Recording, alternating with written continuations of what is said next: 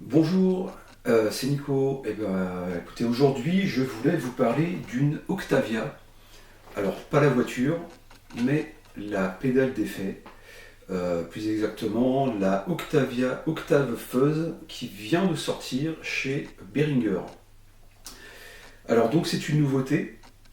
Alors, nouveauté, oui, mais l'original a quand même quasiment 50 ans. Donc, on va dire que c'est plutôt une réédition. L'intérêt de cette réédition étant que, outre déjà son aspect esthétique qui est vraiment très proche de l'original, on va en reparler de l'original et je vous l'afficherai, vous verrez qu'on est vraiment sur une copie. Donc outre ce côté vraiment plutôt sympa d'avoir un bel objet tout simplement entre les mains, écoutez, Behringer, en plus de faire des produits vraiment cheap, alors cheap dans le vrai sens du terme, c'est-à-dire cheap à bas coût, vraiment pas cher, puisque cette pédale-là, aujourd'hui, quand je l'ai achetée, elle était à 69 €, mais pas cheap en qualité. Déjà, elle est lourde, elle fait son poids, ce qui est plutôt bon signe en général. Elle est entièrement en acier, une très bonne qualité de fabrication. Les potards sont très agréables à manipuler, à toucher, à tourner. Et puis vous avez un switch silencieux. Voilà, donc il est vraiment très agréable. Donc là, pour le coup, pour le côté esthétique, c'est vraiment du 10 sur 10. C'est très bien joué de chez Behringer. Alors donc, comme je vous l'ai expliqué, le modèle original de l'Octavia a 50 ans. On va un petit peu parler justement de l'histoire de cet effet.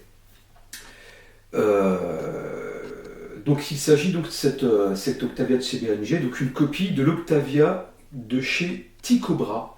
Alors Ticobra, Ticobrae, je ne sais pas comment on doit prononcer. En tout cas, le modèle donc, original est sorti dans les années 70. Je vais vous mettre une photo en insert. Donc vous voyez que esthétiquement, on est vraiment très proche avec ce qui vient de sortir Behringer. Donc la Octavia Ticobrae est elle-même un modèle donc, qui a été commercialisé, mais qui reprend un modèle conçu quelques années auparavant par un certain Roger Meyer. Roger Meyer qui est un grand personnage de l'industrie de la musique et de la guitare électrique et des effets plus particulièrement, puisqu'il est connu en fait pour avoir notamment conçu ce premier effet d'octave, à l'époque en partenariat avec Jimi Hendrix en 1967. Donc on va un petit peu revenir sur l'histoire de cet effet, juste simplement voilà, pour rappeler ce que c'est une Octavia. C'est un effet de fuzz qui va également rajouter un octave supérieur. Sur le même principe qu'une autre pédale qui est sortie récemment, dont j'avais fait un test ici, qui est la Electro Harmonix Lizard Queen. Donc n'hésitez pas à aller regarder dans les vidéos que j'ai pu faire le test de cette pédale. On est vraiment dans la même famille. À savoir que le traitement de cette pédale est ce qu'on appelle monophonique, c'est-à-dire qu'il ne va traiter qu'une note, les unes après les autres, l'une après l'autre plutôt. Contrairement au traitement polyphonique où là on va pouvoir plaquer un accord et chaque note de l'accord sera simultanément traitée à l'octave supérieure, là on est sur un effet monophonique, c'est-à-dire qu'il va falloir, pour obtenir vraiment la quintessence de cet effet, jouer note par note pour que le traitement soit efficace. Ce qui n'empêche pas, vous verrez dans le test, de plaquer des accords. Alors ça va donner un effet très particulier, assez brouillon, une espèce de bouillie, mais si c'est voulu, si c'est désiré, ça peut être un effet très intéressant.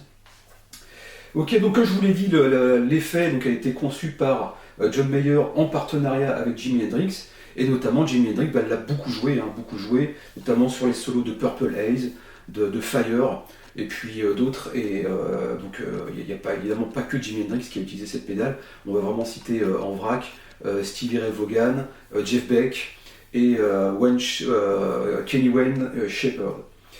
Donc comme je vous l'avais dit,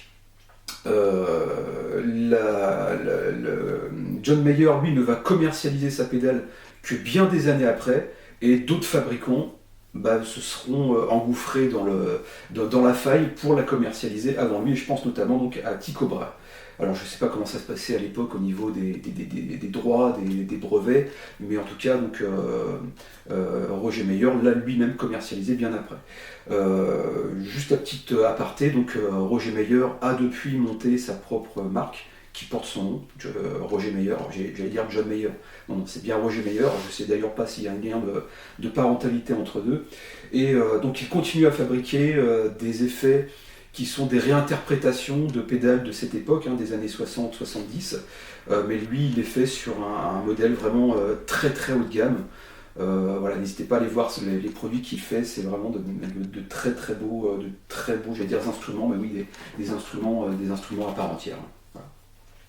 Donc on va parler rapidement justement de Roger Meyer. Alors c'est un Britannique, il est né à Surrey, donc en Grande-Bretagne.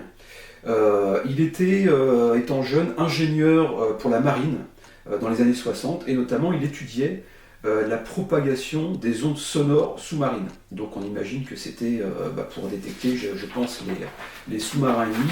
Donc voilà, c'est un ingénieur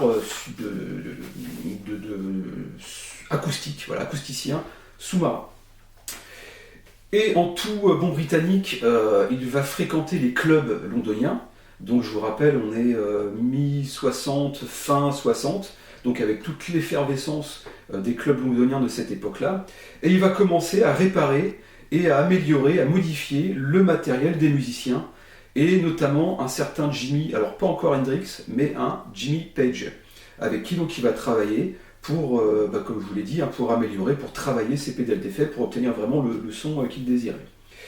Un peu plus tard, donc en 67, c'est là qu'il va rencontrer Jimi Hendrix, qui vient lui enregistrer à Londres. Et Meyer va en fait s'incruster plus ou moins dans le studio, et il va participer avec Hendrix à la recherche de son son, au travail justement de son. Et notamment, il va participer à l'enregistrement de Axis, Bold as Love, et c'est là qu'il va créer donc, pour Hendrix cette fameuse effet de octave fuzz. Et fort de ce succès, les produits de Meyer vont être utilisés donc, petit à petit dans plusieurs autres studios jusqu'à atteindre une réputation qui ne sera plus à faire. Voilà pour l'histoire rapidement de cette Octavia. Et donc je vais vous faire écouter maintenant la réédition en 2025 de cet effet historique par Behringer. Voilà, je vous montre ça tout de suite.